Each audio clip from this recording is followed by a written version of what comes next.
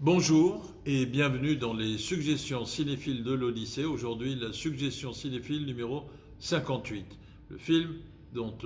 on va vous parler, c'est Belle de jour de Luis Buñuel, en hommage à Michel Piccoli, malheureusement disparu, qui était le parrain de l'Odyssée et qui joue dans ce film comme il a joué dans beaucoup d'autres films de Luis Buñuel et dans énormément de films, plus de 120 ou 140 films à l'actif de Michel Piccoli. Belle de jour est un film qui est sorti en 1967, donc c'est intéressant, juste un an après le printemps de 1968 et tous les mouvements de contestation d'une société qui semblait hypocritement assise sur une autosatisfaction. Et donc vous voyez que c'est un film qui, à sa manière, est prémonitoire parce qu'il critique les mœurs de la bourgeoisie et notamment cet immense nuage d'insatisfaction et de frustration que crée le souhait de fabriquer une apparence de respectabilité et de notabilité. Alors revenons un tout petit peu en arrière. Belle de jour, Luis Buñuel a décidé d'adapter un roman de Joseph Kessel, un aventurier écrivain, un écrivain aventurier comme vous voudrez, enfin un monsieur formidable, qui avait publié un roman en 1928 intitulé Belle de jour.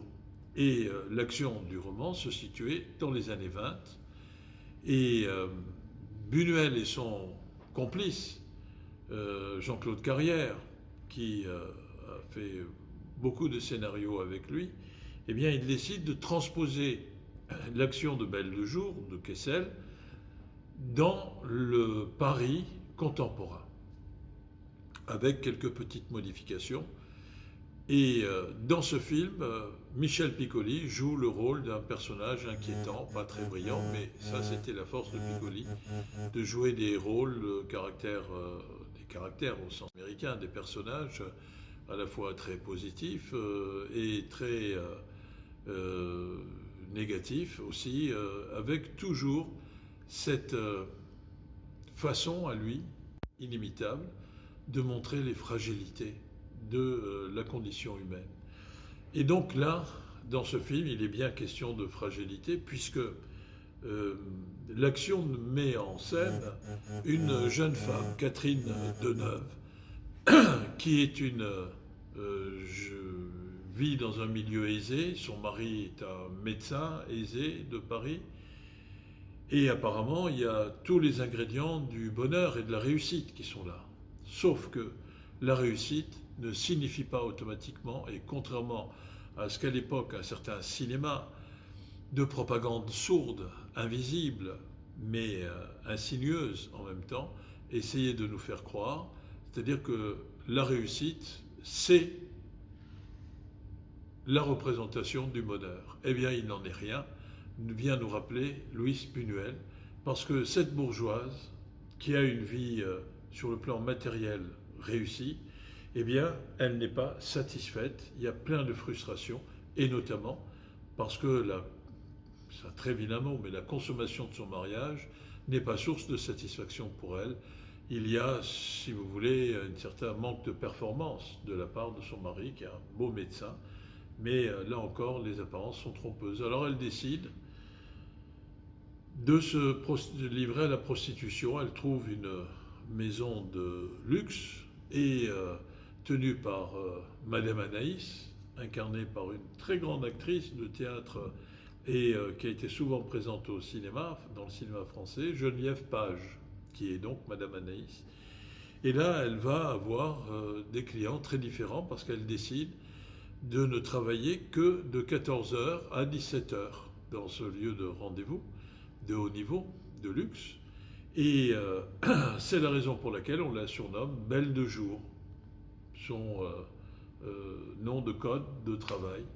de la part de Madame Anaïs et de la part de ses collègues de travail. Alors, il y a à l'évidence là une recherche, une exploration qui est faite par Buñuel et par Jean-Claude Carrière sur les ambiguïtés, sur les côtés énigmatiques de la psychologie humaine et on nous montre que parfois, eh bien, c'est ce qui enflamme le comportement des gens, ce sont des choses ambiguës. C'est par exemple le masochisme, pour ce qui concerne le personnage de Belle de Jour, formidablement incarné par Catherine Deneuve, qui était à la fois une beauté froide, mais qui nous montre que, eh bien, même si c'est un volcan qui vomit des glaçons ou des glaces au départ, eh bien, elle a une capacité à s'enflammer pour des choses, pour le moins, surprenantes. Et dans ce film, évidemment, eh bien, il y a en même temps ce rappel de la part de Buñuel de tout le courant surréaliste auquel il avait activement participé. Dans le film Belle de Jour dont on vous a parlé, il y a l'acteur Le Vigan dont le personnage dit à un moment donné « Je vois les choses qui sont derrière les choses et quand je vois un nageur, je vois déjà un noyé. » Bien, c'est une façon de définir au fond cet effort de creuser ce qu'il y a derrière les apparences, les choses qui sont derrière les choses. Et eh bien là, Buñuel nous montre toute l'ambiguïté de la condition humaine, toute cette volonté d'être au fond plus marqué par les stigmates du masochisme ou du sadisme, et que tout cela relève d'une sexualité qui est en définitive conditionnée par les montagnes de frustration dont son libre exercice est affecté. Dans le film, il y a aussi, du point de vue du surréalisme, cette anticipation d'un certain nombre d'objets qui sont énigmatiques. Pour certains, par exemple, un client chinois de la maison de passe de luxe, un client japonais, pardon, de la maison de passe de luxe de Madame Anaïs, qui a une boîte qui bourdonne. Et on ne saura pas, tout au long du film, pourquoi, à cause de quoi, cette boîte est bourdonnante d'un bruit lié à une source inconnue, en tout cas inconnue pour les spectateurs. Et en même temps, eh bien, on voit le personnage incarné par Jean Sorel du mari de Belle de Jour, qui, à un moment du film, s'arrête complètement sidéré en découvrant une chaise roulante vide. Et c'est justement dans une chaise roulante qu'il terminera à la fin du film. Donc il y a des objets qui sont soit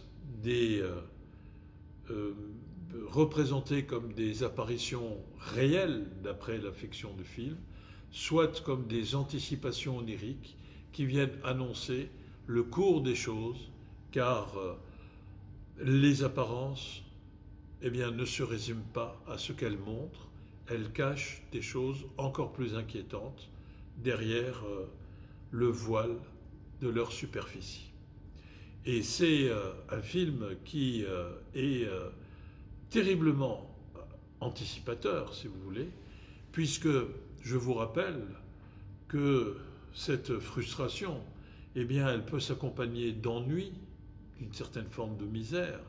et qu'un fameux éditorial d'un éditorialiste du Monde, Pierre Viançon-Pontet, pour ne pas le nommer,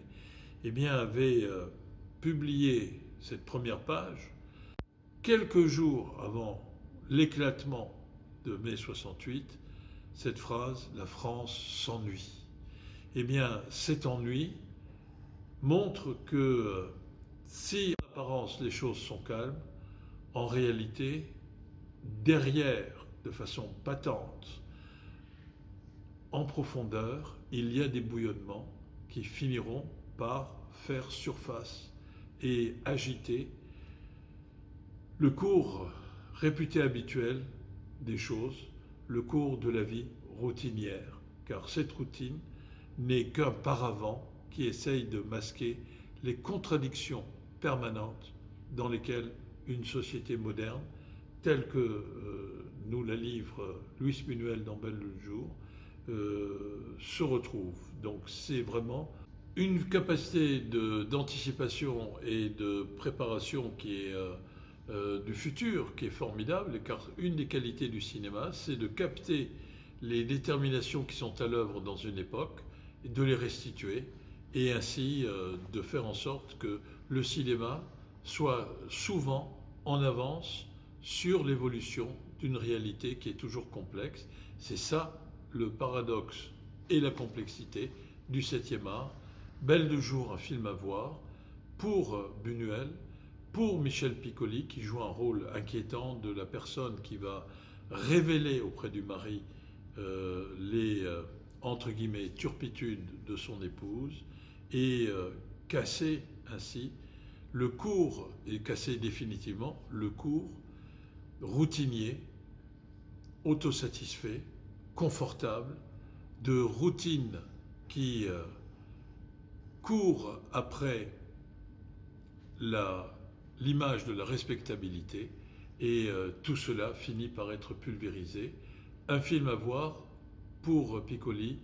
pour Catherine Deneuve et surtout pour Louis Buñuel. Belle de jour, 1967, d'après le roman de Joseph Kessel. À très bientôt, merci.